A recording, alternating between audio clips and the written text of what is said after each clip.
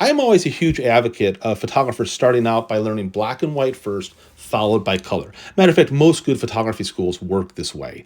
And so when you start out by working in black and white, you learn about tone and contrast and separations of values, and all of that is really important. George Seurat was a huge fan of people starting out in black and white well before they ever worked in color. So let's take a look at this particular artwork that I made here in Cape Cod many years ago, and let's now take it and convert it into black and white. And what you see is the piece still works. It's absolutely beautiful, whether it's in color in black and white. And that's because it's an artwork that doesn't need the color to survive. And if an artwork it only works because of color, in a lot of ways that means it's lacking. So taking one of your artworks, converting it to black and white and going, is the tonality still there, is a wonderful way to educate yourself as to the value and quality of your work. So let's take a look at some other lesser known artists throughout history and see how this pans out. So here's this guy by the name of Da Vinci with the Mona Lisa painted in 1503 to 1517. And guess what? It's absolutely drop dead gorgeous in black and white. Da Vinci, of course, understood light and contrast and shadow detail, and it's a masterpiece. Let's take a look at another lesser known painter, Vermeer, Girl with a Pearl Earring, 1665, one of my favorite paintings. And guess what? Bam.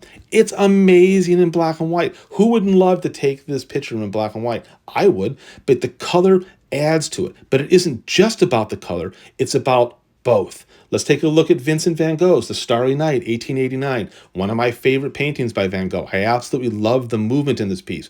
And guess what? It works beautifully in black and white because he understood contrast and tone. Let's look at a lesser-known Italian painter, Botticelli, The Birth of Venus, 1885. I've seen this in person. It's brilliant, and I also love it in black and white. It is so luminous. Let's go back now to George Seurat, who's one of my favorite painters, once again, who advocated that young painters and painters should really start out by working in black and white. And what you see is he understood what he was talking about. It's absolutely brilliant in color and in black and white. And let's look at one more painter. This is Whistler's Mother from 1877. Once again, I've seen this painting in person. It's absolutely brilliant.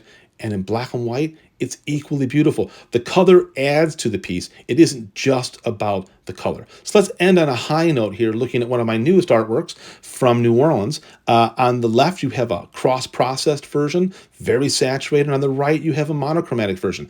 I love both for different reasons. So actually, an exercise that you can do is take one of your artworks, and when you have it finished in color, take away the color, turn it into a black and white. And does it still work? If it still works, then I think you have a solid work. If you need the color for an artwork to survive, then it's really just about the color. And you should really train yourself to have a piece be about more than just color. That the contrast and the tonality works with or without that. And so actually throughout the year, a lot of times I'll start working in black and white and go back to color just to keep my eye trained that way.